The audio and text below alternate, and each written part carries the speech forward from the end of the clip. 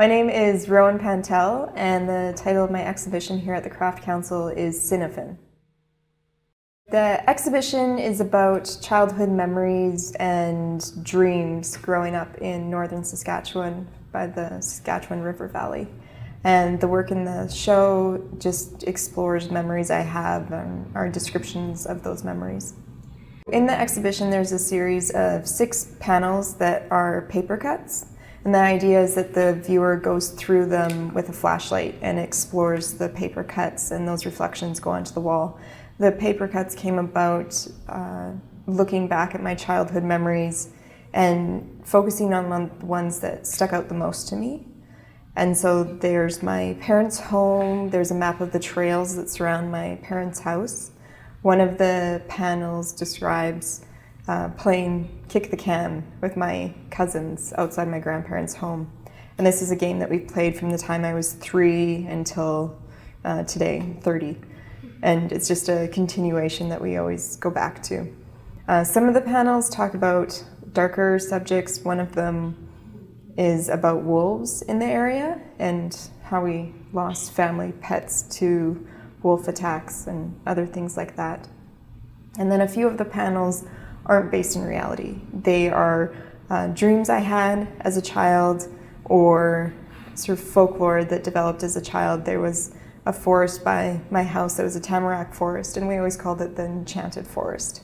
And so that panel is made up of gnomes and fairies and toadstools, and that idea that looking back at it as an adult now, I remember those memories kind of as a fairy tale and as make-believe.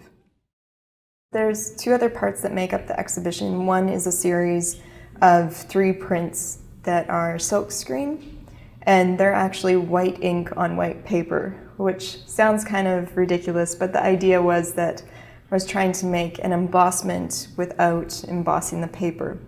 So the images there, again, they are describing the area that I grew up, but instead of embossing the images, layered the silkscreen. So each print has about 10 layers of ink that's been gone through the same image.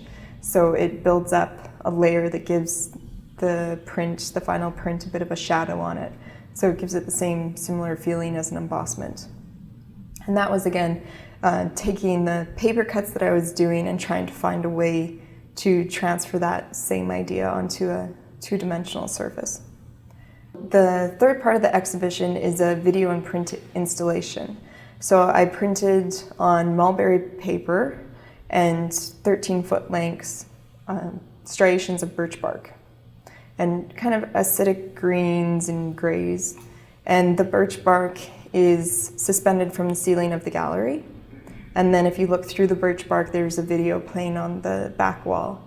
And the video just shows me exploring the space by my parents and trees and the forest and the trails that were there.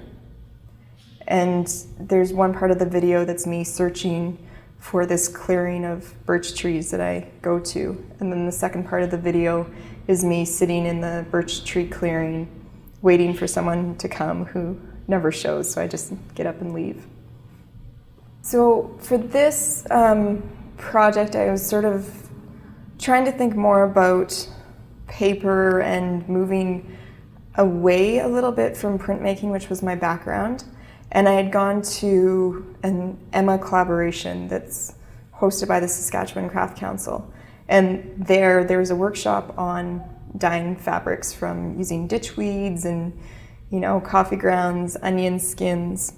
And I took that idea, working with mulberry paper, and used onion skins, materials from the forest that I was talking about, and gathering up all of those things, mosses.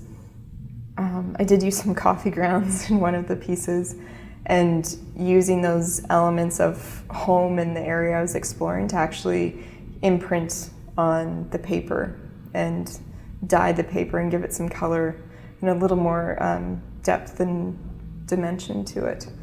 So that was kind of a happy accident that I found that process. And I think it really lent itself well to the work, just in the idea of being able to imprint the location you're talking about in the installation.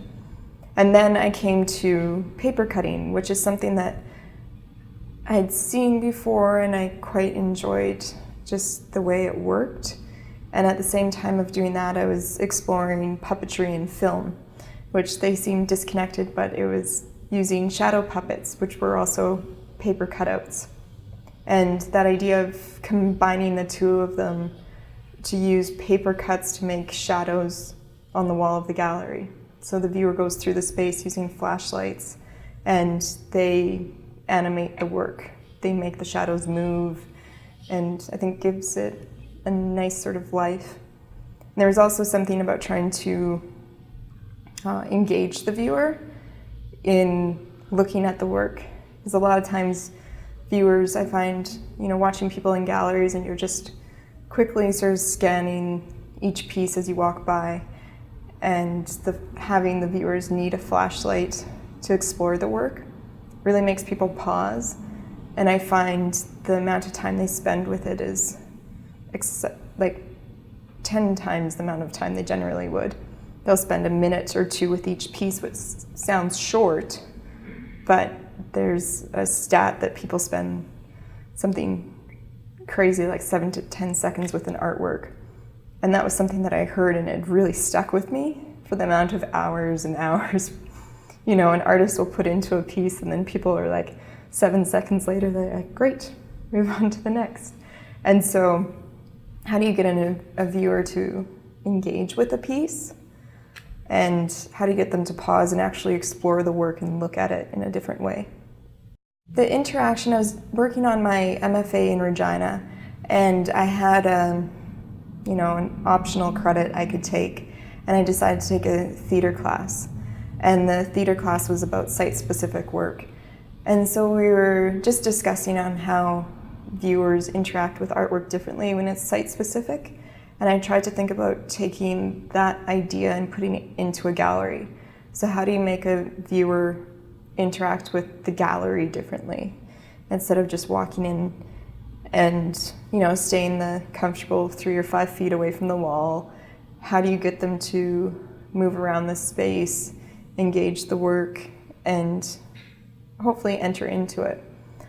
This work is interesting because depending on which gallery it's shown in, I find it hangs very differently. There's a breath and a movement to them. When I was originally installing the show, I was going to pin everything to the ground so it was stabilized, but I like that it has a little bit of movement in it and that interacts with There's one space that was larger and there's kids running around the gallery, so I like that idea of the disruption in the gallery. And then even today there's a little girl in here and how methodically she moves with the flashlight up the pieces, like she really took her time and was trying to figure out what was going on. And I like that idea, like giving the viewer part of the control also of how the work is seen and at the pace they go through it. The history of folklore and the Grimm's tales and those played a large part of this exhibition, just not necessarily influencing it directly, but research I was doing into folklore and fairy tales. And my favorite joke is that lots of people ask me about a hooded character that's reminiscent of Red Riding Hood that runs through the panels. And when I was growing up, my grandparents, I'd walk through the woods to my grandparents' house, and it was this running joke that Red Riding Hood who would walk through the woods. And I was asked about it once and people were, well, you don't actually do that. Why are you talking about it? And it's like, no, I actually did that. That was my experience. I didn't grow up in a city, so a lot of my work is about, that recollection and romanticizing of the place you grew up and that place where you were as a child. And a lot of people romanticize that. I mean, the Grimm's fairy tales are different because they're sort of these terrifying tales, but the new versions of many of the fairy tales are very romanticized versions of those originals. And so how do you alter a tale, and how does it change the more you look back on it and reflect it? And how does my memory change as I look back and reflect as an adult?